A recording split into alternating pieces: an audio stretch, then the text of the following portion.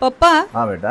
जनगणनेमध्ये बौद्धांनी काय नोंद करायची? ओके, खूप महत्त्वाचा प्रश्न विचारलास बेटा तू. यावरून प्रचंड चर्चा तुला व्हॉट्सअपवर, फेसबुकवर म्हणजे सगळ्या सोशल मीडियावरून तुला दिसत असेल. तर एक गोष्ट जे आंबेडकरी बौद्ध आहेत त्यांच्यासाठी ही गोष्ट खूप महत्त्वाची आहे आणि त्यांनाही खास करून सांगितली पाहिजे की या जनगणनेमध्ये म्हणजे पहिली जी जनगणना तुमच्या समोर जो फॉर्म येतोय त्याच्यामध्ये जातीच्या कॉलममध्ये तुम्ही SC आहात की ST आहात की इतर आहात असा प्रश्न तुम्हाला विचारला जाईल. तेव्हा तुम्ही जर SC असाल तर SC आपण त्या ठिकाणी लिहिलं पाहिजे. हा पहिला भाग झाला. आणि सगळ्यात महत्त्वाचं म्हणजे जेव्हा तुम्हाला धर्म विचारला जाईल तेव्हा सर्व आंबेडकरी बौद्धांनी धर्माच्या कॉलम समोर बौद्ध असं स्पष्ट लिहिलं पाहिजे. त्या ठिकाणी नवबौद्ध किंवा हिंदू अशा पद्धतीने आपण लिहिता कामा नये. जातीच्या कॉलम मध्ये जातीची नोंद करताना स्पष्टपणे तुम्ही महार म्हणजे SC मध्ये जी कुठली जात तुमची असेल, तुम्ही महार असाल, मांग असाल, सांभार असाल किंवा जी कुठली जात असेल आणि तुमचा धर्म जर बौद्ध असेल तर जात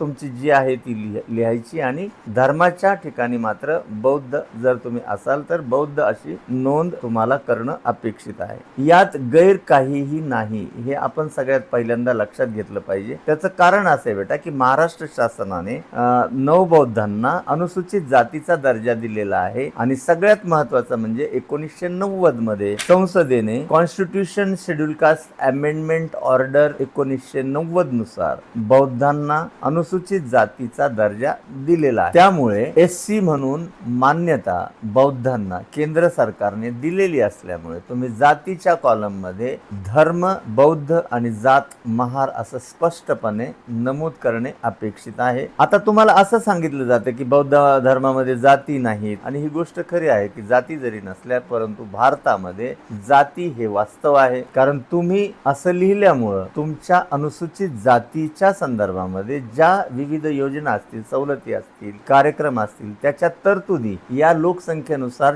ठरवण्यात येतात. त्यामुळे महार समाजाने किंवा ज्यांनी ज्यांनी बौद्ध धर्म स्वीकारलेला आहे त्यांनी आपली जात आणि जातीच्या समोर बौद्ध असं स्पष्टपणे लिहिणं आवश्यक आहे. आणि सगळ्यात महत्त्वाचं म्हणजे भारतामध्ये बौद्ध आणि शीख धर्म स्वीकारलेल्या धर्मांतरित अस्पृश्य जातीतील म्हणजे अनुसूचित जातीतील कोणत्याही जातीला त्यांना शीख किंवा बौद्ध या धर्माचा उल्लेख करण्याची परवानगी आहे. लक्षात आलं बेटा तुझ्या?